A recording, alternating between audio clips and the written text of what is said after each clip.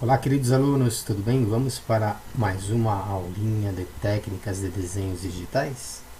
Bem, eu trago aqui um personagem muito conhecido do rock and roll, que é o Steve Tyler, a nossa inspiração, porque o Steve é performático, o Steve tem uma voz maravilhosa e merece ser prestigiado aqui pela nossa escola. Bem, um detalhe muito importante é que boa parte das interfaces apresentam dois recursos bem interessantes. O primeiro deles é o que nós chamamos de efeito blur ou opacidade. Então, por exemplo, quando nós observamos o chapéu do Steve Tyler, vejam que nós aplicamos um efeito aqui de luminosidade sobre algumas partes do chapéu, e aí nós aplicamos uma combinação entre opacidade e efeito blur. Então, como os chapéus geralmente são feitos de um material denominado feltro, o efeito reflexivo vai pedir a aplicação de um efeito blur. Então, só para vocês terem uma ideia, se você trabalhar com 100% de efeito blur, o resultado vai ser esse aqui, ó. Ele fica com uma névoa sobre a coloração, tá? Então isso aqui é um efeito blur 100%. Esse aqui já é um efeito blur 50%. Ele tem menos névoa ao redor da coloração. Portanto, por ser feltro, nós tivemos que pensar em qual percentual de efeito blur ou qual percentual de efeito blur seria o mais condizente com o material e quanto que aplicaríamos de opacidade. Então vejam que interessante. No caso da opacidade, se você vai trabalhar com materiais plásticos, esta opção de opacidade acaba deixando um efeito plástico sobre o efeito que você quer aplicar mais intenso. Então aqui nós temos 100% de opacidade, aqui 50% e aqui menos.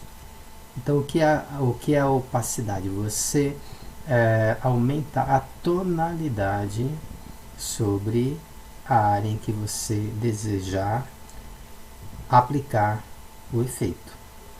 Tá? Então se você quiser uma tonalidade mais fraquinha, você trabalha com 20% de opacidade, um pouco maior, 50%, e aqui 100% de opacidade. A cor ela fica muito mais forte, ela fica mais intensa. Tá? Então, quanto menor o percentual, menor a tonalidade da coloração. Estamos nos referindo a uma coloração preta, que em 50% fica cinza e em 20% fica com um cinza mais claro. Tá? Então, isso é o que nós chamamos de aplicação de opacidade, que para materiais plásticos seria bem interessante a aplicação. E aqui o efeito de névoa aplicado sobre as áreas. Um detalhe importante, o chapéu ele pede a aplicação de efeito blur na base. Aqui em cima nós aumentamos a opacidade. Aqui tem mais efeito blur e menos opacidade. Aqui nós temos menos efeito blur e uma opacidade intermediária.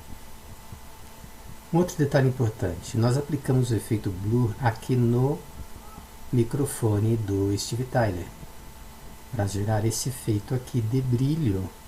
E aqui seria um microfone metálico. Por essa razão nós aplicamos um efeito de coloração mais branca para dar esse sentido, né, de material metálico. Aplicamos sombreamento entre o cabelo e a face do nosso personagem, para deixar a face mais realçada, trazer a face do personagem mais para fora, e aí a gente consegue adquirir uma textura melhor. No braço nós conseguimos aplicar um sombreamento aqui na base, tá? Vocês podem perceber que a iluminação está frontal. Estando frontal, reflete sobre o chapéu, reflete sobre o microfone, reflete sobre a face do Steve Tyler. Sombreamento sempre entre o fundo do cabelo e a face para melhorar a texturização. E aqui na base do braço, já que a iluminação está frontal ao nosso personagem. Tá, ok? Então eu espero que com essas dicas você analise se a interface que vocês usam, ela dispõe dos efeitos de opacidade e dos efeitos blur que nós acabamos de comentar aqui com vocês. Tá, ok? Faça o seu desenho, dá um like aí, né, afirmando se você gostou ou não dessas nossas explicações, e terminando o seu desenho, quiser mandar um e-mail aqui para a nossa escola, envia para nós, estamos esperando, tá bom? Então, bom treinamento aí na prática de desenhos digitais. Muito obrigado pela atenção. Tchau!